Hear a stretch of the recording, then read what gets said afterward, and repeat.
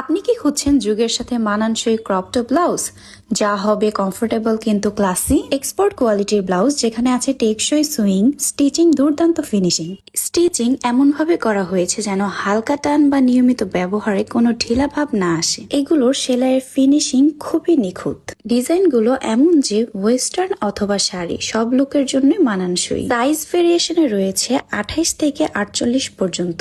এর সাথে থাকছে কালার ভেরিয়েশন ও স্টাইলিশ ডিজাইন।